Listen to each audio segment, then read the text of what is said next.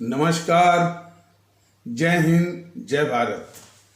भारतीय अवाम ताकत दल अपने भारतीय भाई बहनों अर्थात अपने देश भारत की जनता अर्थात अपनी भारतीय अवाम से भारतीयता आधारित आपसी श्रद्धा, भारतीयता आधारित आपसी स्नेह, भारतीयता आधारित आपसी प्रेम, भारतीयता आधारित आपसी अखलाक मोहब्बत, भारतीयता आधारित आपसी सहयोग, भारतीयता आधारित आपसी सम्मान, भारतीयता आधारित आपसी एकता, भारतीयता आधारित आपसी भाईचारा तथा भारतीयता आधारित आपसी सद्भाव को समझने व इन्हें आत्मसात करके वैसा ही और उसी अनुसार आचरण एवं व्यवहार करने हेतु और इसके समस्त भारत में प्रचार प्रसार करने हेतु और इसकी अहमियत और महत्व को प्रत्येक देशवासी को समझाकर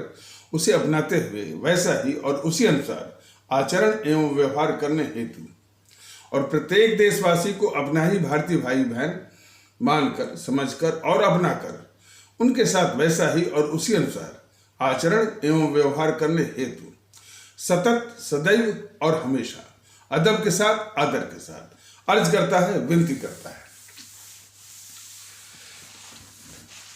वैसे तो भारतीय जनता दल निरंतर, अनवरत, इंसिसेंटली, इनएक्सोरेबली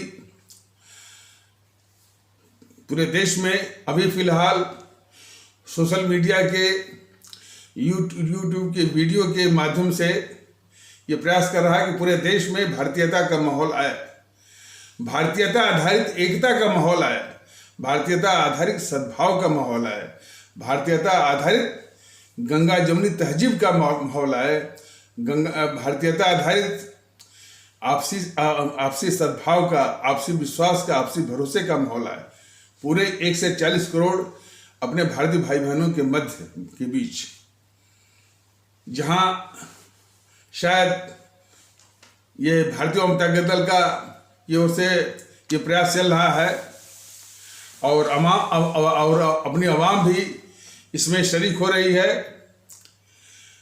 इसके विरुद्ध ये जो राजनीतिक पार्टियां हैं, राजनीतिक पार्टियों के विषय में भारतीय जनता दल ने बराबर स्पष्ट किया हुआ है कि ये राजनीतिक दल नहीं बल्कि ये हमारे भारतीय समाज की विखंडनकारी ताकतें हैं।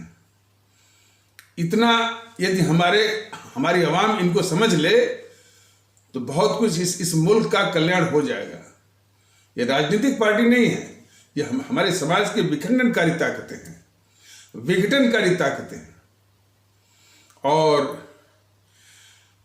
और ये इस समाज को अभिशापमय अस्त्रों से यानी विखंडन करके और विखंडन की मानसिकता भर करके जो है वो उस मानसिकता के बूते अपने भारतीय भाई बहनों को मानसिक गुलाम बना करके उनसे वोट छीन रही हैं, सत्ता हथिया रही हैं, सत्ता पर काबिज हो रही हैं। यही लबे लुबाब इस मुल्क का दुखड़ा है। और अब चूंकि भारतीय जनता दल जो इस तरह के विचार रख रहा है, इसके पक्ष में कितने अपने भारतीय भाई बहन अब तक आ चुके हैं, वो प्रमाणित होता है चुनाव आयोग की उस प्रक्रिया से जिसको इलेक्शन कहते हैं। अभी इस इलेक्शन में अभी उसका जो है परिलक्षण इस रूप में बस देखने को मिला है कि वोटिंग परसेंटेज जो है ड्रास्टिकली घटी है।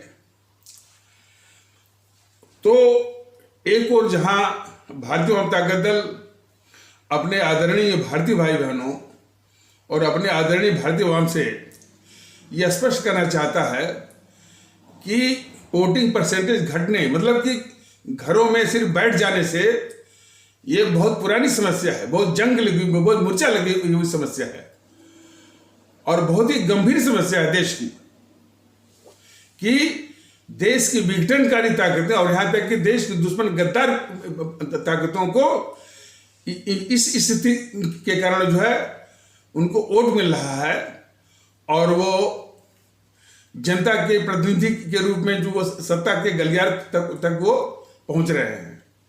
ये सबसे बड़ी जो है दुर्भाग्यपूर्ण स्थिति है। तो और ये बहुत बहुत गंभीर विषय है। इस गंभीर विषय को यदि घरों में बैठ जाए और जो है पोलिंग बूथ तक न जाकर के और पोलिंग बूथ तक न जाए, ईवीएम मशीन पर अपने इस क्रोध को, इस गुस्से को, इस क्षोभ को प्रकट न किया जाए तो फिर वो प्रामाणिक नहीं होता। वोट परसेंटेज घटा है, इससे काम नहीं चलता है, बल्कि वो नोटा के रूप में उसको दिखने चाहिए। जैसे शायद ये दिल्ली के जो स्थानीय निकाय यानी municipal corporation of Delhi MCD के चुनाव में शायद एक वार्ड में नोटा का प्रतिशत सर्वाधिक रहा। तो उसी प्रकार जो है नोटा का प्रतिशत, जैसा कि भारतीय अवाम ताकत दल बराबर कह रहा है कि जब तक भारतीय अवाम ताकत दल मैदान में नहीं उतरता है तो एक सशक्त माध्यम है नोटा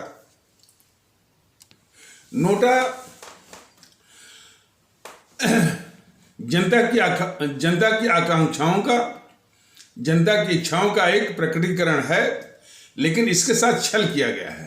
छल यह किया गया है कि इसका किसी क्षेत्र में सर्वाधिक मत होने पर भी इसको अहमियत नहीं दिया जाना है। इस तरह की व्यवस्था हमारे जो भारत निर्वाचन आयोग और हमारे सुप्रीम कोर्ट के द्वारा दी गई है।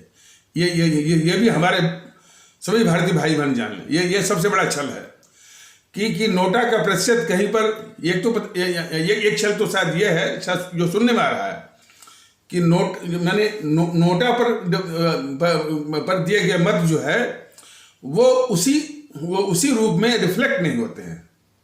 ये भी एक छल है, सुनने को आ रहा है। अब कहाँ तक इसमें सच्चाई है इसकी जांच की जाए तो इसकी सत्यता जो है जनता के सामने आ सकती है। दूसरा, नोटा का प्रतिशत सर्वाधिक होने पर, जबकि नोटा भी जनता की इच्छाओं का प्रकटीकरण है, उसके साथ यह न्याय है कि सर्वाधिक होने पर उसको मान्यता नहीं मिलती है कि बाकी और जो उम्मीदवार हैं उनको जनता नहीं चाहती है। ऐसी मान्यता जो है वो नोटा को नहीं मिली है और इस पर सुप्रीम कोर्ट ने भी मुहर लगाई हुई है। तो दोनों ने इसके साथ बहुत बड़ा छल किया है। लेकिन उस छल का जवाब यह है कि यदि नोटा का प्रतिशत हमारे आदरणीय भारतीय भाई बहन भारतीयता के आधार पर एक होकर के उसको 95% के आसपास जो है पहुंचा दें, इसीलिए बार बार ये भारतीय जनता पार्टी दल कह रहा है, यदि आप उसको 95% पर पहुंचा दीजिए तो ये सभी बेनकाब हो जाएंगे। सुप्रीम कोर्ट भी और भी जो संस्थाएं हैं जो नोटा के साथ जो ये मजाक किया गया है, और इसमें नोटा की बहुत जरूरत है। लेकिन अभी भी हमारे भारतीय भाई बहन ये वो जागरूकता, वो कॉन्शियसनेस नहीं आई है, और जिसको आने की आवश्यकता है। हालांकि तमाम जो सिपह सालार हैं, मैंने खास करके भारतीय जनता पार्टी के यूट्यूब पर बैठे हुए और शायद जो लुटियन पत्रकार हैं, जो है इस पर वो काफ़ी, मैंने चूंकि उनका स्वार्थ, उनका व्यक्तिगत स्वार्थ जो है वो सध नहीं रहा है, तो भारतीय जनता दल के इस विचार पर जो कि ये विचार जो कि अपने भारतीय भाई बहनों को निवेदन कर रहा है, इस पर जो है वो काफ़ी उनकी नाराजगी है। लेकिन प्रश्न किसी के नाराजगी खुश होने का सवाल नहीं है। जनता का हित किधर है? जनता हमारी आवाम की इच्छाओं का, उसकी ख्वाहिशों का परिलक्षण और प्रतिरक्षण या प्रकटीकरण कहाँ पर है, यह मुख्य विषय है। तो इसीलिए भारतीय वाम ताकत दल कह रहा है, हालांकि अब इसके बाद तैयारी कर रहा है 2024 का इत्यादि का, लेकिन जब भी हो भारतीय वाम ताकत दल यदि सामने आ रहा है, भारतीय वाम ताकत दल का कैंडिडेट आपको अच्छा लगता है, पात्र लगता है, तो समर्थन आप जरूर आप दीजिए। कुपात्र लगता है तो यदि वो कुपात्र आपको लगता है तो कभी भी भारतीय वाम ताकत दल नहीं कहेगा कि इस कुपात्र को आप जो है वो समर्थन दीजिए। वैसे भारतीय वाम ताकत दल की पूरी कोशिश रहेगी कि पात्र उम्मीदवार ही आपके मध्य में उनको उतारा जाए। तो लेकिन इन सब के बावजूद जो है नोटा जो है 95% आने की आवश्यकता थी, कोई बात नहीं है। तो दूसरी ओर यह है कि वोट प्रतिशत गिरा है, जैसे कि गुजरात में भी शायद वोट प्रतिशत जो है 50 के नीचे मैंने या 40 के नीचे भी शायद 35 के आसपास है शायद। और ये बात ये टीवी चैनलों में तो नहीं, जो प्रिंट मीडिया है, जो अखबार है, उनमें काफी प्रदर्शित हो रहा है कि बूथ के बूथ जो है वो खाली पड़े हैं, लोग जो है वोट देने नहीं आए। तो मान लीजिए कि यदि वोट प्रतिशत 35 है या 40 है, तो 65 या 60% लोग जो है जो कि इन उम्मीदवारों को चाहते ही नहीं है। हालांकि ये भी एक सवाल बिल्कुल उठ सकता है कि यदि वो ये कहना जिन्होंने इस वोटिंग में या इलेक्शन में भाग नहीं लिया, तो उनका घर पर बैठ जाना जो है यह कोई संकेत नहीं देता है। उनका आकर के नोटा पर निशान लगाना और नोटा के द्वारा अपनी बात को प्रकट करना, यह चुनावी प्रक्रिया के मत के जरिए जो है अपनी बातों को प्रकट करने का एक माध्यम है। घर पर बैठ जाने से कोई संदेश नहीं जाता है, बस सिर्फ इतना ही एक आधा संदेश जाता है कि भाई कि जनता इनको नहीं चाहती है। लेकिन यदि वही नोटा में यदि परिलक्षित हो तो और पुख्ते रूप में, अब वो नोटा जैसा मैंने नोटा के साथ क्या छल किया गया है वह भी एक विषय है, लेकिन जब तक नोटा में वोट नहीं पड़ेगा, उसका प्रतिशत जो ऊपर नहीं जाएगा, तब तक वो बात और जो है मुखर होकर के आ नहीं सकती। तो इस संबंध में जहां पर वोट प्रतिशत गिरा है, गिरे हुए वोट प्रतिशत पर यह भारतीय जनता पार्टी का है कि हमने रिकॉर्ड तोड़ा है, तो यह जो है उसका सबसे बड़ा भ्रम ही नहीं है, बल्कि जो जनता नाराज है इनसे, वो इनके मुंह पर कालिख पोत रही है। और क्योंकि चुनावी गणित जो है वो उसी के अनुसार जो है तय होती है कि इनकी कौन सा मत या किस तरह का मत डाला गया है।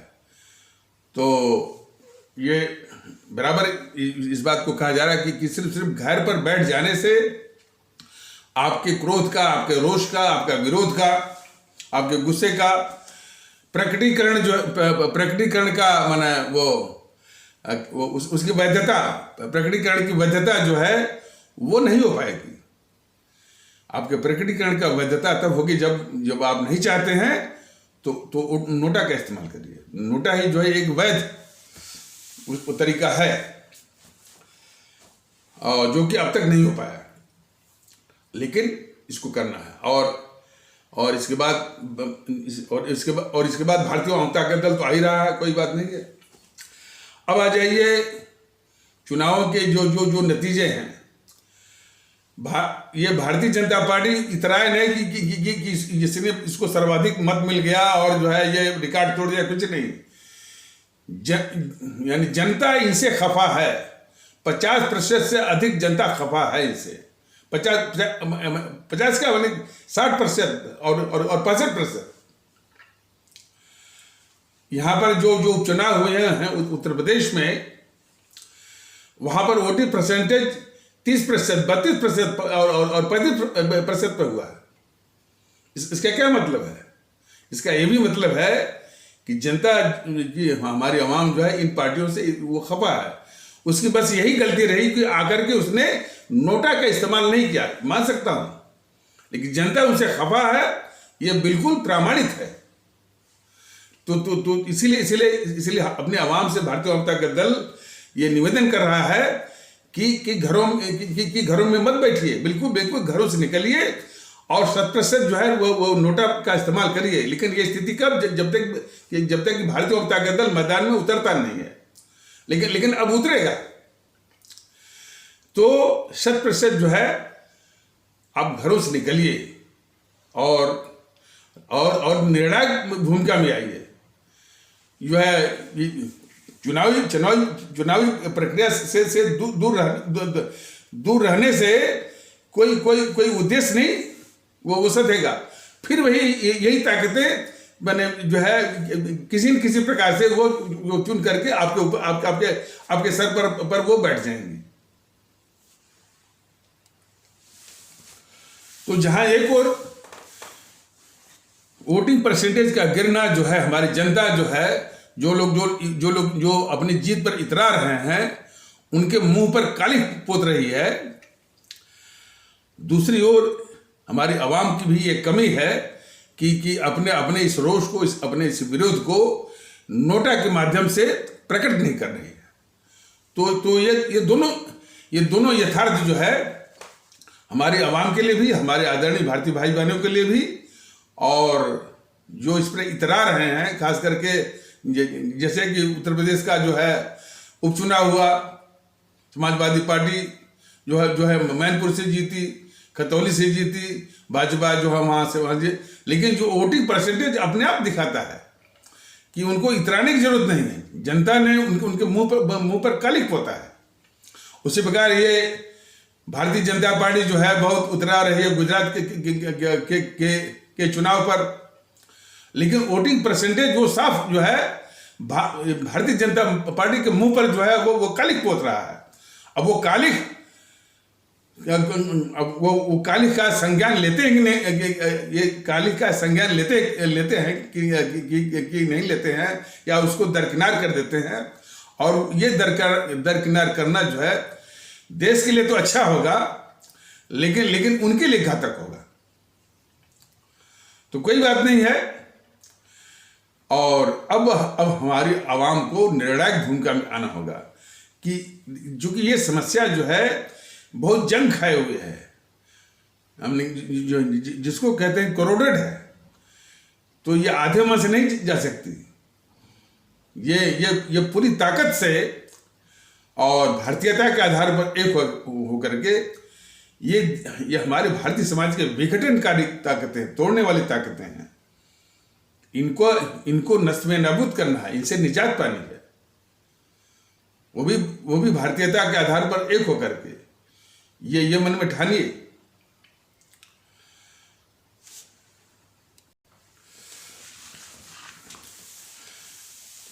हमारे जो भारतीय भाई बहनों में कुछ नमूने आपको बता रहे हैं कि किस मानसिकता से वो वोटिंग करते हैं, और जो कि हमारे सिस्टम के लिए, हमारे देश के लिए, हमारे समाज के लिए, हमारी व्यवस्थाओं के लिए एक बहुत घातक किस्म की मानसिकता है। जैसे कि उदाहरण बता रहा हूं, हालांकि हो सकता है कि इसमें कुछ विचलन हो, डेविएशन हो, लेकिन किस सत्यता की ओर यह इशारा करता है इसको समझने की आवश्यकता है। जैसे कि उदाहरण के लिए सवर्ण कहे जाने वाले, ये अमूमन ये देखने वाले सवर्ण कहे जाने वाले जो भारतीय भाई बहन हैं, अक्सर ये देखा गया है कि कांग्रेस पार्टी को ये कांग्रेस या जेएनपीसी को कहा करते हैं ये मुसलमानों की पार्टी है। अक्सर ये देखा गया है कि सवर्ण कहे जाने वाले भारतीय भाई बहन के लोग अक्सर इसे जेएनपीसी या कांग्रेस को बोलते हैं कि ये मुसलमानों की पार्टी है। लेकिन इस समय चाहे उत्तर प्रदेश हुआ, चाहे हिमाचल हुआ, चाहे आपका बिहार हुआ, उसका जो परिदृश्य है, या मध्य प्रदेश हुआ, या छत्तीसगढ़ हुआ, या आपका राजस्थान हुआ, इसमें वही सवर्ण कहे जाने वाले भारतीय भाई बहन जो कि कांग्रेस को मुसलमानों की पार्टी कहते हैं, वही उनको वोट भी करते हैं। एक उदाहरण है। तो ये मानसिक कुंठा का एक बहुत जीता जागता वो प्रमाण है। अव्वल तो ये होना चाहिए कि हमारे और विशेष करके मैं इन्हीं की बात करता हूं जो श्रवण कहे जाने वाले भारतीय भाई बहन।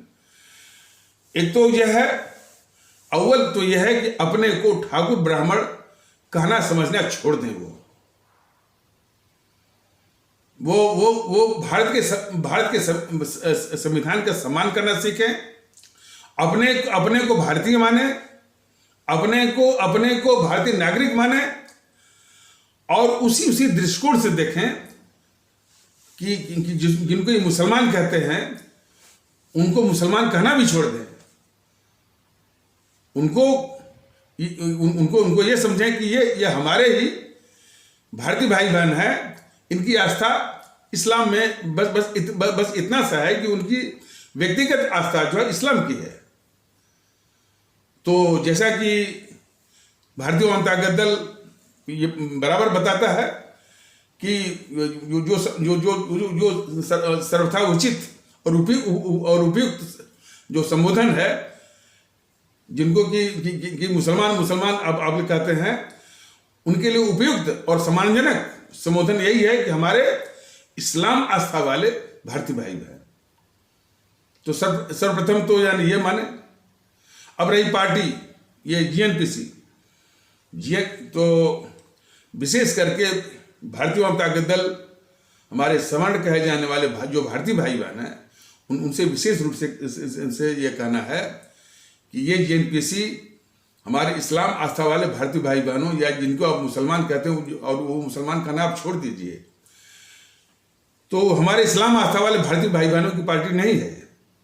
यह देश की दुश्मन पार्टी है। और जो देश का दुश्मन है वो हमारे हिंदू सनातन आस्था वाले भारतीय भाई बहन, हमारे इस्लाम आस्था वाले भारतीय भाई बहन, और जितने भी भारतीय भाई बहन और पूरे मुल्क का ये दुश्मन पार्टी है। ये भाव तो आप में आए। करणी सेना वो राजस्थान की किस आधार पर जो है वो इसे जेएनपीसी को जितवाती है। हरियाणा के जो कौशिक जो समाज कहे जाने वाले जो भारतीय भाई बहन है, किस आधार पर, किस मानसिकता पर जो है इसे जेएनपीसी का समर्थन करते हैं। मैं कुछ उदाहरण आपको दे रहा हूं। ये सारी मानसिकता को त्यागना होगा, भारतीयता के दृष्टिकोण को अपनाना होगा। तो जो सबसे भूल जो हो रही है हमारी भारतीय आवाम से हो रही है। एक आध उदाहरण यानी और सुन लीजिए। जब इन कम्युनिस्टों ने जेएनयू के दीवारों पर लिखवाया कि इस देश से ब्राह्मणों को भगाओ, भारतीय जनता दल का इसमें यह कहना है कि ये जो कम्युनिस्ट हैं हमारे देश में नफरत के आधार पर इस देश को, भारतीय समाज को विखंडित करने की साजिश जो है चीन के इशारे पर, चीन के पैसे पर, चीन के फंडिंग पर कर रहे हैं। इसी यथार्थ को समझने की आवश्यकता है। ये कम्युनिस्ट वाले। अब देखिए, हमारे जो सवर्ण कहे जाने वाले भारतीय भाई बहन किस मानसिक कुंठा से वो ग्रसित हैं, उसका नमूना जरा देखिए। ये उनको जानना चाहिए कि ये जो कम्युनिस्ट वाले हैं, इसी जीएनपीसी के साथ इनका गठजोड़ है, इनके साथ वो इंटरट्वाइंड है, बिल्कुल लिपटे हुए। तो ये तो हमारे माने समण कहे जाने वाले जो भारतीय भाई बहन है, ये उसी जीएनपीसी को वोट करते हैं जिसका जोड़ीदार कम्युनिस्ट जो है, हमारे इन्हीं समण कहे जाने वाले भारतीय भाई बहनों को इस तरह के अपमानजनक शब्दों का प्रयोग करके वो हमारे भारतीय समाज में नफरत फैलाने की साजिश कर रहा है। तो इस विचित्र स्थिति को और जिस मानसिक कुंठा के वो शिकार हैं हमारे समण कहे जाने वाले ये भारतीय भाई बहन, कि जिस वक्त ये जीएनपीसी जो वो नष्ट में नाबूद हो जाएगी, कम्युनिस्ट वाले नष्ट में नाबूद हो जाएंगे, तो कोई वो कहने वाला नहीं मिलेगा कि समण को भगाओ इस देश से, ब्राह्मण को भगाओ, ठाकुर को भगाओ, बनिया को भगाओ। इस तरह की स्थिति बिल्कुल नहीं आएगी, बशर्ते इस जीएनपीसी का पूर्णतः नाश हो जाए, कम्युनिस्टों का पूर्णतः नाश हो जाए।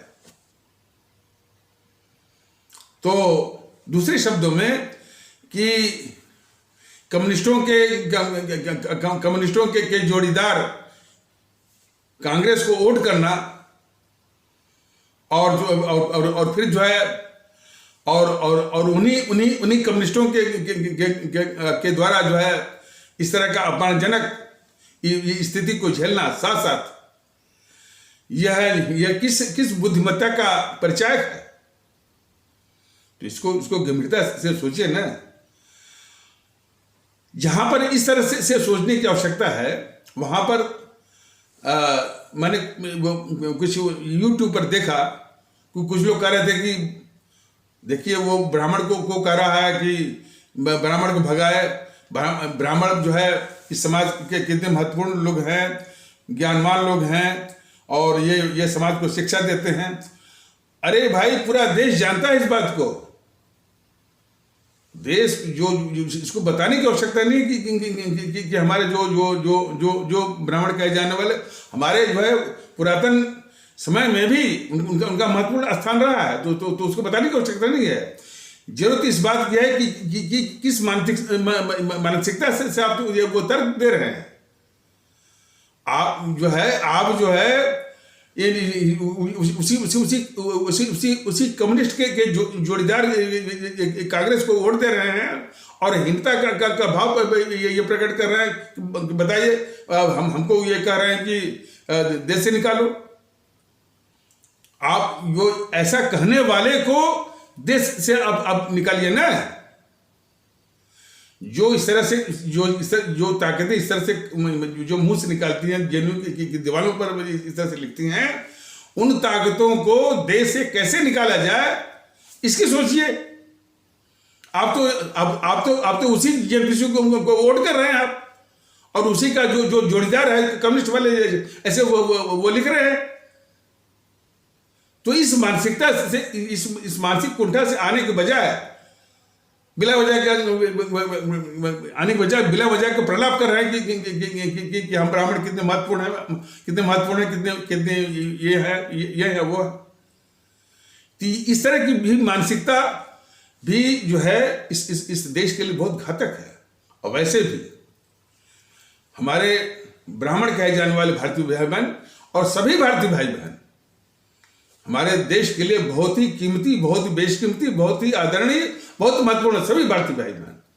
और किसी के प्रति इस तरह का नफरत जो है वह मुल्क को बर्दाश्त नहीं है और न बर्दाश्त होना चाहिए। और ऐसी ताकतों को देश के बाहर कर देना चाहिए। आवश्यकता इस बात की है। अब देखिए, उन ताकतों के प्रति जो है ये अपने को नकली जो राष्ट्रवादी करते हैं, राष्ट्रभक्त करते हैं, इनका क्या रवैया है। मोदी महोदय को सत्ता में आए हुए 8 साल से उसे ऊपर हो गया, या 8 साल वो होने जा रहा है। नहीं, 8 साल तो हो ही गया। हाँ हाँ, 8 साल से ऊपर, पौने 9 साल ये भी मान लीजिए। Yes yes, correct. तो होने जा रहा है। ये पूरे देश को मालूम है कि जेएनयू कम्युनिस्टों का अड्डा है। कम्युनिस्ट वाले इस देश के दुश्मन हैं। मोदी जी के शासन में ये जेएनयू के लोग जो है बराबर उसी जेएनयू से ये नारा भी लगा था कि भारत तेरे टुकड़े होंगे, भारत की बर्बादी तक जंग जारी रहेगी। उसको मोदी महोदय ने क्या किया, इतना खतरनाक नारा लगाने वाले कन्हैया कुमार को जो है आपने इतना प्रेशर दिया कि वो जो है इस समाज में वो नेता बन गया। कुछ लोग तो कहते हैं कि जिसने भारत तेरे टुकड़े होंगे, भारत की बर्बादी तक जंग जारी रहेगी, उसको मोदी महोदय ने नेता बना दिया। ये राष्ट्रवादी हैं। यही चीज कम से कम हमारे जो गुजरात के भारतीय भाई बहन समझ गए होते और इस बीजेपी को दंडित किए होते, तब ये समझते। अभी बीजेपी का मन जो है वो बहुत 7वें आसमान पे है। इसीलिए भारतीय जनता के दल बराबर ये कह रहा है कि हमारे गुजरात के भारतीय भाई बहन, हमारे मध्य प्रदेश के भारतीय भाई बहन और समूचे भारतीय भाई बहन, ये बीजेपी जो है देश के जितने भी शत्रु हैं, हमारे देश के जितने भी शत्रु हैं, सबको ये पाल रही है। और अब देखिए, अब इनका वक्तव्य शुरू हो गया। मोदी महोदय का वक्तव्य शुरू हो गया। उन्होंने कहा कि अब हम पर बहुत जुल्म होने वाले हैं। बताइए, देश का प्रधानमंत्री है, ताकतवर देश का प्रधानमंत्री है, और हमारी इतनी मजबूत सेना है, पुलिस है, सब कुछ है। उसका प्रधानमंत्री कह रहा है कि अब हम पर जुल्म होने वाले हैं। ये कायरता की पराकाष्ठा है। इस मोदी महोदय ने प्रधानमंत्री की गरिमा, उसकी प्रतिष्ठा, उसका इकबाल को बिल्कुल जमीन में मिला दिया है, मिट्टी में मिला दिया है। और सिर्फ वोट के लिए उसकी ये मान्यता है कि जब हम ये दिखाएंगे कि हम पर बड़ा जुल्म हो रहा है, बहुत लोग आलोचना कर रहे हैं, तो एक सिंपैथी आएगी, एक सहानुभूति आएगी, तो वोट मिलेगा, वोट मिलेगा तो सत्ता मिलेगी। यानी प्रधानमंत्री की गरिमा को तहस नहस करके, प्रधानमंत्री के पद के इकबाल को तहस नहस करके सिर्फ सत्ता हथियाने की जो साजिश है ये मोदी महोदय की, इसको देखने की जरूरत है। और उससे भी अधिक घिनौनी सोच ये मोदी महोदय की। और देखिए इनकी क्या मंशा है कि इस देश में जो भारत विरोधी जो ताकतें हैं, किस रूप में, बौद्धिक वर्ग के रूप में, नाम भी लेते हैं, अर्बन नक्सल नाम उनका लेते हैं, अर्बन नक्सल या बारूदी बौद्धिक वर्ग, या इंटेलेक्चुअल या इंटेलेक्चुअल टेररिस्ट, ये सब नाम लेते हैं। अर्बन नक्सल, इंटेलेक्चुअल टेररिस्ट, या बारूदी बौद्धिक वर्ग। और फिर मीडिया, अब मीडिया के अलावा जो है पत्रकारों का गिरोह, खास करके लुटियन पत्रकार। और इनके नामों को भी मैंने गिनाया था, और उसमें भी जो छुटभैया किस्म के, कारवां, द प्रिंट, द क्विंट, और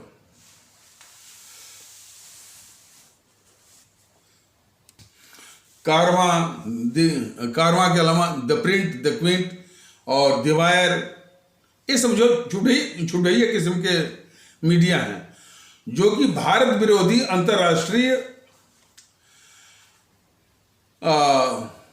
साम्राज्यवादी ताकतों के मीडिया से मिल करके, जैसे माने वो लंदन के BBC, लंदन का द गार्जियन और अमेरिका के times, New York times, wall street journal, Washington post, इनसे मिलकर के जो है बराबर भारत विरोधी हमेशा वो कुचक्र जो है वो चलाते रहते हैं। ये मोदी महोदय की सरकार को अच्छी तरह मालूम है। और जो राजनीतिक दल तो हैं जो हैं सो हैं, खास करके GNPC, गांधी नेहरू परिवार, चंदा चौकड़ी काकस, और जो है कम्युनिस्ट वाले, और ये सब जो है, तो ये सब हमारे मुल्क, हमारे देश के लिए खतरनाक है। कोई कह सकता है कि भाई इनको वोट मिल रहा है, जनता इनके साथ दौड़ती है, वो जो गद्दार राहुल गांधी है उसके साथ जो भारत जोड़ो यात्रा में लोग शरीक होते हैं, ये अभिशाप है। अभी मैं इस टॉपिक पर आऊंगा, लेकिन इसका ये मतलब नहीं है कि वही गद्दारी करने का अधिकार इनको बीजेपी वालों को मिल जाए, कि इन देश विरोधी ताकतों को सिर्फ वोट के लिए, इनको वोट के लिए जो पाल रही है बीजेपी, ये अधिकार उसको मिल गया। तो बीजेपी और मोदी महोदय की भारत के खिलाफ साजिश क्या है, इसको समझने की जरूरत है। ये हर वक्त जो है देश विरोधी ताकतों के द्वारा एक विक्टिम कार्ड खेलते हैं कि हमको आलोचना कर रहे हैं, हमको गाली दे रहे हैं। हालांकि इसका जो सबसे दुखद पहलू है कि ये प्रधानमंत्री पद की गरिमा, उसका इकबाल, उसकी प्रतिष्ठा को ये तहस नहस कर रहे हैं सिर्फ वोट और सत्ता के लिए। और जो है विक्टिम कार्ड खेलने से सहानुभूति आएगी, और जो सहानुभूति आएगी तो वोट मिलेगी, सत्ता मिलेगी।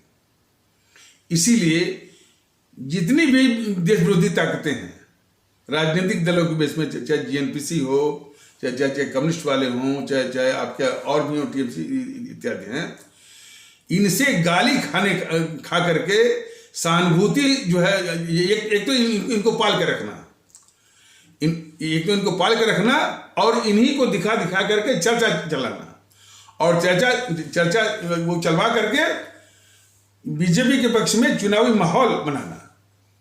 बताइए, जिन ताकतों को यानी भारत की सुरक्षा के लिए, भारत के हित के लिए और के लिए जिन ताकतों को नष्ट में नाबूद करना जो है एक राष्ट्रीय कर्तव्य है, और देशभक्ति का तकाजा है, वो उनको ये पाल रहे हैं। इसलिए कि उनको दिखा करके ही जो है चर्चा वो चलवाएंगे, और जो है और अपने पक्ष में चुनावी माहौल वो बनाएंगे, और वोट सत्ता हाथ आएंगे। इसलिए जितनी भी देश विरोधी ताकतें हैं, बीजेपी वाले, मोदी महोदय कभी भी इनको देश विरोधी नहीं करते हैं, गद्दार नहीं करते हैं। अब देख लीजिए, उस राहुल गांधी को कभी भी बीजेपी वाले गद्दार नहीं बोलेंगे। GNPC की पूरी गद्दारी को ये समेटना चाहते हैं जो इस शब्दों में कि ये परिवारवाद करती है। बीजेपी वालों से पूछा जाना चाहिए कि इस देश के लिए सबसे बड़े अपराध देश के खिलाफ गद्दारी है या परिवारवाद है? किस मानसिक बहकावे में देश को यानी ले जाना चाहते हैं? अब ये बीजेपी वालों से, और बीजेपी के जितने सिपहसालार हैं, खासकर प्रदीप सिंह इत्यादि, जो प्रदीप सिंह, हर्षवर्धन त्रिपाठी और जो है और मनीष ठाकुर, मनीष कुमार, वो तमाम कि ये बीजेपी का जो है नहीं, ये GNPC की कि जितनी भी गद्दारियां हैं उन पर मन कभी भी ये जो है जैसे आप ये राहुल गांधी है, राहुल गांधी का डोकलाम का मुद्दा हुआ, जो जो जो उसने अपने दुश्मन कम्युनिस्ट पार्टी से समझौता किया वुहान में, डोकलाम के मुद्दे पर मैंने वो बताया हुआ है कि 4 साल पहले डोकलाम पर जो है तनातनी थी दोनों देशों के बीच में, और क्यों थी कि भारत का नक्शा देखिए ना, भारत का नक्शा देखिए तो जो ही ये माने जो किशनगंज जो है इसका बिहार का जो जिला है, वहां से चाहे रेल लाइन या रोड आगे बढ़ती है वो सिलीगुड़ी की ओर जो है, तो एक जो है 50 किलोमीटर लंबा और 18-20 किलोमीटर चौड़ा एक गलियारा मिलता है। तो वो बड़ा ही मार्मिक किस्म का है, बड़ा ही संजीत और वो भी स्ट्रेटेजिकली सामरिक दृष्टि से, क्योंकि एक ओर से नेपाल है, दूसरी ओर से बांग्लादेश है। जितने भी देश के दुश्मन हैं, भारत के अंदर हो चाहे भारत के बाहर हो, वो जो गलियारा है, अब नक्शा देखिए भारत का नक्शा, तो जैसे मुर्गी या मुर्गा का गर्दन की तरह, या चिकन नेक बोलते हैं उसको, तो सामरिक भाषा में या स्ट्रेटेजिक लैंग्वेज या पैरेलेंस में उसको चिकन नेक कहते हैं। उसी चिकन नेक को काटने के लिए ताकि उसके कटते ही शेष भारत जो है, काटते ही पूरा पूर्वोत्तर जो है शेष भारत से कट जाएगा। उसी पर नजर रखने के लिए ये चीन वालों ने जो है डोकलाम, जबकि डोकलाम क्षेत्र था वो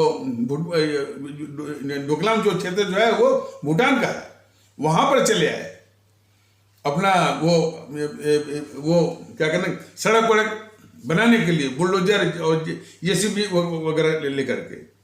और वैसे भी भूटान की रक्षा की जिम्मेदारी भारत की है, तो भारत की सेना वहां आ गई, तो चीन की भी सेना आ गई थी, और दोनों सेनाएं लगभग 2.5 महीने से ऊपर बिल्कुल डटी रही, और अंततः तो खैर मैंने चीन की सेना वापस हुई, और तमाम उसको जो है दुष्प्रचार भी कर रही थी कि चीन का इरादा जो है वो हिमालय से भी दृढ़ है, यह है वह है, लेकिन भारत सरकार और भारत की सेना बिल्कुल अपने विचारों पर डटी रही। अंततः वो सब जो है चीन वाले ही वापस हुए। खैर ये तो रही जो है उसमें जो स्थिति थी या युद्ध वाली स्थिति जो भी है। तो जिस समय 2.5 महीने 4 साल पहले दोनों देशों की सेनाएं, हमारे भारत की सेना और चीन की सेनाएं वो डटी हुई थी, तो उसी समय दुश्मन चीन के राजदूत से ये राहुल गांधी दुश्मन चीन के राजदूत से चोरी छिपे रात के अंधेरे में मिलता है। हमने इस बात को कई बार पूछा है, अब बीजेपी वालों से पूछा है, अब मोदी महोदय से भी पूछा है कि क्या मोदी महोदय बीजेपी वाले इस राहुल गांधी की इस कृति के लिए, इस कारनामे के लिए राहुल गांधी को गद्दार मानते हैं कि नहीं मानते हैं। यदि ये गद्दार नहीं मानेंगे तो जनता तो देख रही, जनता तो राहुल गांधी को गद्दार मान रही है। अब ये बीजेपी वाले जो राहुल गांधी को गद्दार जो नहीं मानते हैं, तो हमारी आवाम इसी बीजेपी को दंडित करेगी, निश्चित दंडित करेगी कि तुम राहुल गांधी को गद्दार क्यों नहीं मानते हो, क्यों मचा रहे हो।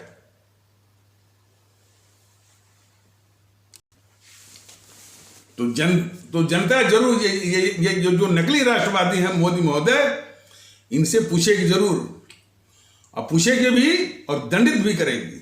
और दंडित करना चाहिए कि तुम जो देश के दुश्मनों को, देश के गद्दारों को क्यों बचा रहे हो, सिर्फ वोट के लिए कि इनको दिखा करके वोट मिलेगा। और इसीलिए मोदी महोदय ने आज तक ये जांच तक नहीं कराई कि राहुल गांधी उस दुश्मन चीन के राजदूत से माने और उस दौरान जिस समय दोनों देश की सेनाएं आपस आमने सामने डटी हुई थी और किसी समय भी युद्ध छिड़ सकता था, इस तरह की आशंका भी थी। उस दौरान जो है दुश्मन चीन के राजदूत से रात के अंधेरे में चोरी छिपी जो मिला, हालांकि शुरू में झूठ बोलता रहा ये राहुल गांधी, माने इनकार करता रहा कि हम नहीं मिले हैं, लेकिन जब कभी उसको घेरा गया लोगों के द्वारा, मीडिया के द्वारा और लोगों के द्वारा, तब जाके कबूला कि हाँ मिले हैं। तो ये मोदी महोदय आज तक ये जांच तक नहीं कराए कि आखिर ये राहुल गांधी दुश्मन चीन के राजदूत से मिलकर के कौन कौन सी सूचनाएं, हमारे देश की मार्मिक सूचनाएं, हमारे देश की सामरिक महत्व की सूचनाएं, कौन कौन सी संवेदनशील सूचनाओं को साझा किया इसने, इस गद्दार राहुल गांधी ने अपने दुश्मन चीन के साथ। ये इनका राष्ट्रवाद, ये मोदी महोदय के राष्ट्रवाद की असलियत है। इन्हीं सब मोदी महोदय बीजेपी वालों की गद्दारियों को छिपाने के लिए तमाम विकास दिखाते हैं, ये दिखाते हैं। सब विकास इस गद्दारी के आगे बिल्कुल व्यर्थ है। और भी जो बीजेपी वालों की इस मुल्क के खिलाफ गद्दारियों को बताना बहुत जरूरी है। ये नकली राष्ट्रवादी हैं, राष्ट्रवाद की खाल ओढ़ करके देश के लिए बहुत घातक है। लेकिन इससे भी महत्वपूर्ण बात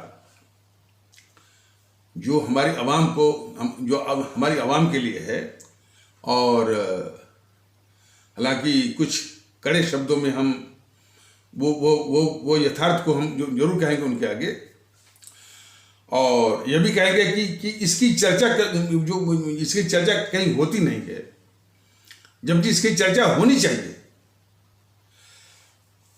ये किसी बड़े विद्वान ने कहा है, और जो कि हमारे सभी आदरणीय भारतीय भाई बहन और हमारे सभी, और विशेष करके हमारे सभी आदरणीय मतदातागण भारतीय भाई बहन के लिए बहुत जरूरी है कि उस विद्वान के कथन पर बहुत ही गंभीरतापूर्वक गौर करें।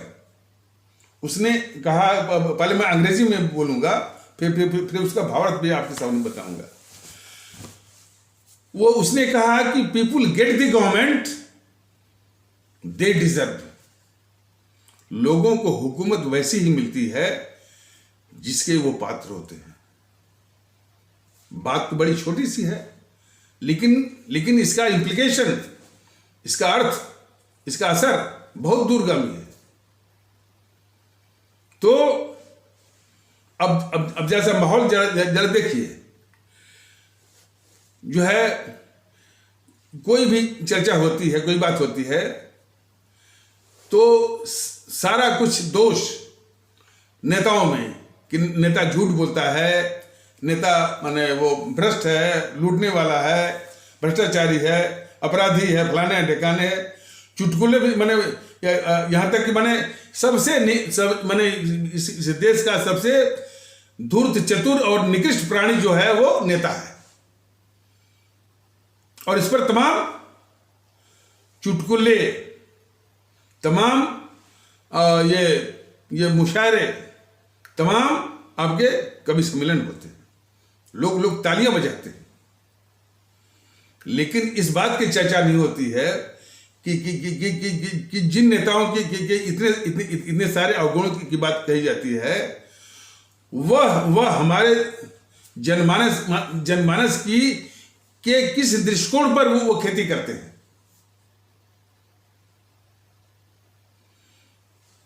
तो हमारे देश का जो जनमानस है, उसका जो दृष्टिकोण है, उसी पर वो खेती करते हैं।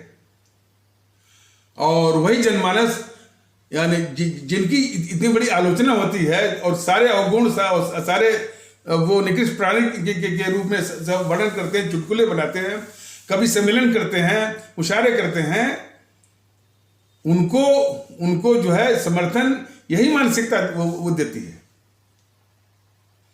कौन?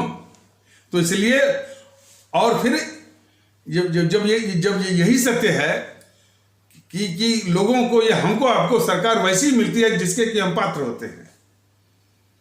तो खोट इन नेताओं में नहीं है, खोट जो है वो जो है इन राजनीतिक दलों में नहीं है। राजनीतिक दल तो जैसी आपकी मानसिकता रहेगी उसी अनुसार जो वो ढल करके वो सत्ता के लिए जो है अपना अपना भेष रूप और अपने को डाल लेंगे। लेकिन सारा खोट जो है हमारी पात्रता में है।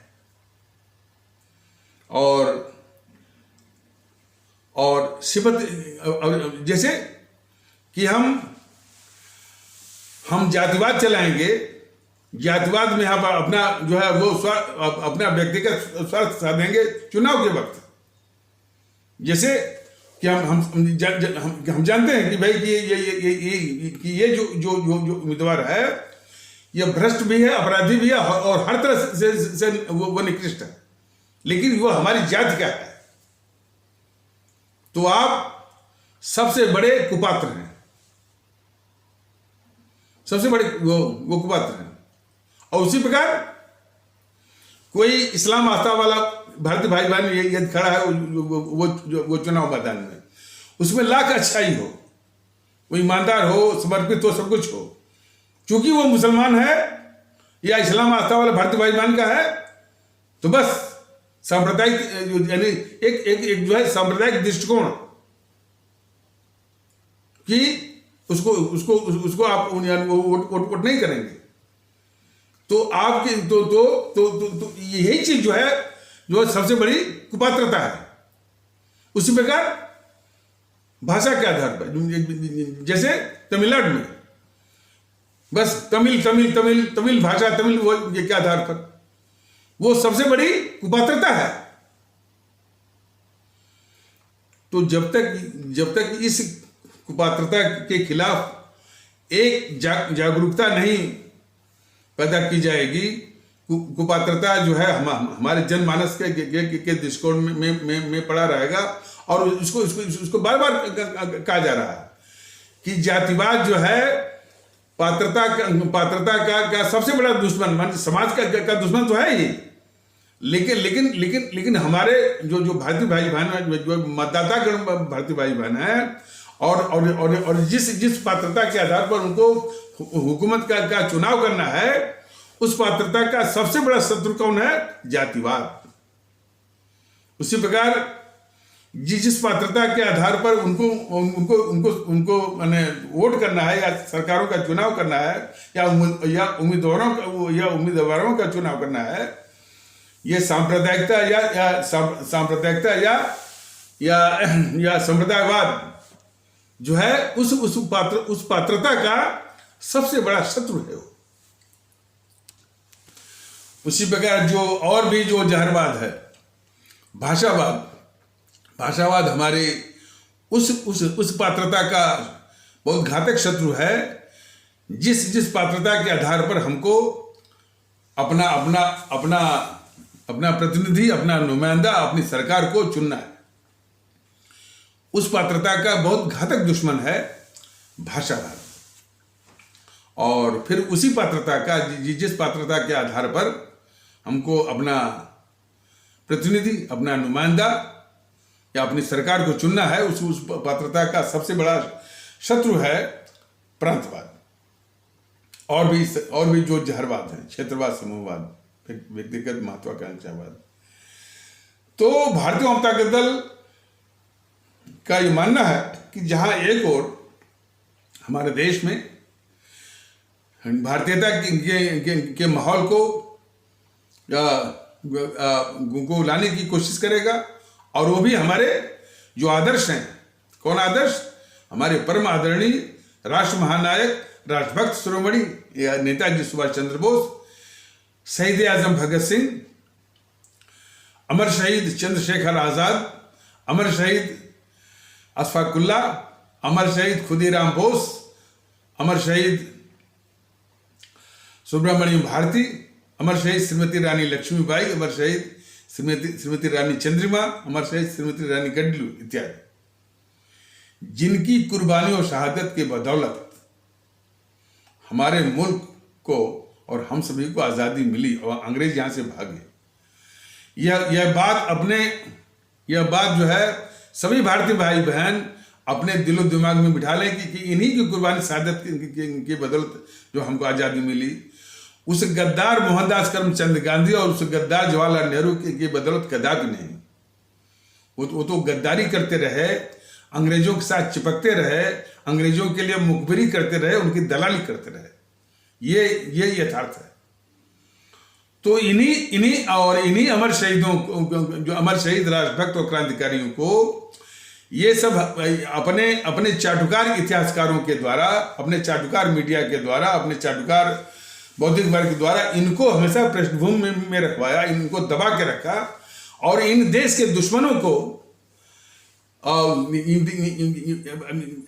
इन देश के घोर दुश्मनों को और घोर गद्दारों को, मोहनदास करमचंद गांधी और जो है जवाहरलाल नेहरू को, उनकी देश के खिलाफ गद्दारियों को छिपा करके इनके प्रति जो है उनके प्रति जो है एक झूठी महिमा मंडन का जहरीला वातावरण जो है पूरे देश में फैलाया गया है।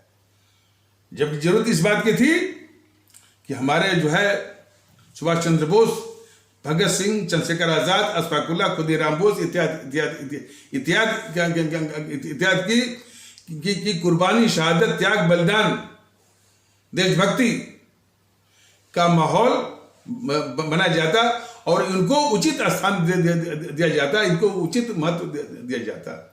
यही गद्दारी जो है जीएनपीसी की, कांग्रेस की और बीजेपी वालों की भी है। बीजेपी वाले इनसे अधिक गद्दार हैं, करते हैं अपमान हमारे सुभाष चंद्र बोस का। अब बोलते हैं कि हमने इसको सम्मान दिया।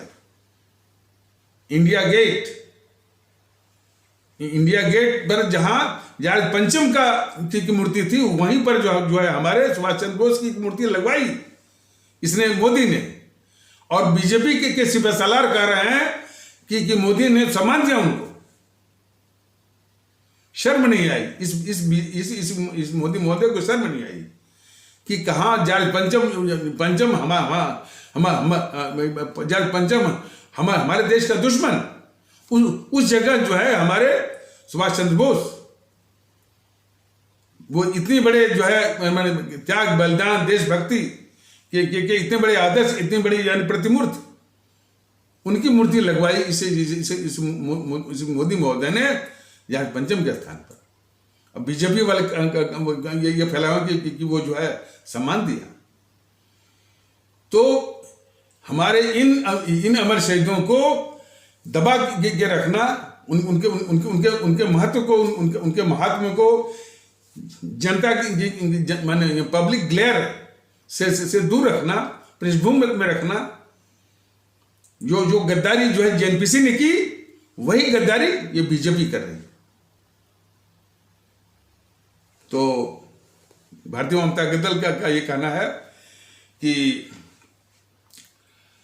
वही माहौल जो है वो लाने की आवश्यकता है। माहौल ही नहीं, भारतीय जनता दल ने बराबर ये बोला है कि शासन प्रशासन का जो मॉडल रहेगा, जो उसकी शैली रहेगी, वही हमारे सुभाष चंद्र बोस वाली शैली, सख्ती का, अनुशासन का, नियम पालन का, देशभक्ति का, यही। और उसको सप्लीमेंट करने के लिए हमारे आदरणीय सम्राट औरंगजेब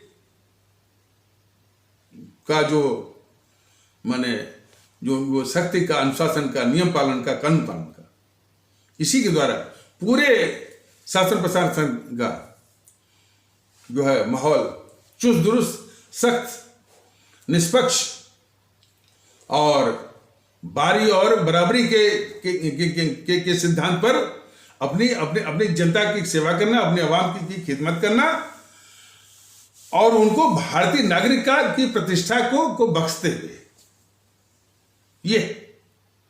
लेकिन ये बराबर जो है किस तरह का माहौल बनाते हैं।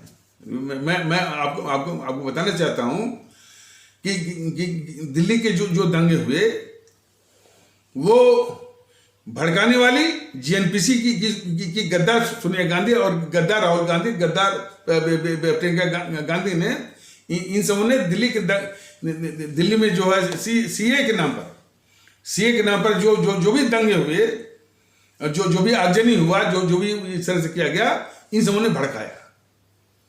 कराने वाला गद्दार केजरीवाल,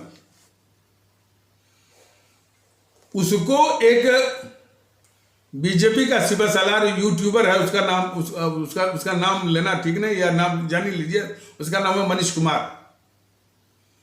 मनीष कुमार जो ये दिल्ली का चुना हुआ है, जिसमें कि आम आदमी पार्टी जीत गई है, और जिसके लिए कि भारतीय जनता दल बस यही कह रहा है कि दिल्ली के हमारे आदरणीय भारतीय भाई बहनों ने इस देश के गद्दार को चुन करके देश के ऊपर जो है बहुत बड़ा कलंक थोपा है। तो उसको जो है वो बीजेपी का एक सिपा सालार करके है, वो कैपिटल टीवी चलाता है, उसका नाम है मनीष कुमार। वो कह रहा है कि दिल्ली के लोगों ने हिंदुओं के हत्यारे को चुना है। बताइए, अभी भी वो इसको दिमाग से नहीं जा रहा है कि सभी लोग जो लोग हैं, ना तो वो हिंदू हैं, ना तो वो मुसलमान हैं, वो भारतीय हैं। तो इस तरह से जो विखंडनकारी जो मानसिकता रखने वाले का, और हर मुद्दे में विखंडनकारी मानसिकता वो रखने वाले जो है इस देश के शत्रु हैं। लेकिन अभी भी मीडिया में जिस तरह की बातें होती हैं, वो इसी टाइप के हिंदू मुस्लिम, वो अभी भी नहीं जा रहा है, अभी भी वो जाता नहीं है, यही बात। तो यही हमारे सभी भारतीय भाई बहनों को समझना आवश्यक है कि जो भी मीडिया हमेशा हिंदू मुस्लिम करता है, वह इस देश का सबसे खतरनाक शत्रु है। चाहे यूट्यूब पर कराता हो, चाहे टीवी चैनलों पर कराता हो, इस देश का भी खतरनाक शत्रु है और भारतीय संविधान विरोधी भी है। ऐसा करने से ही जो है इन देश विरोधी ताकतों जो राजनीतिक दलों के बीच में है,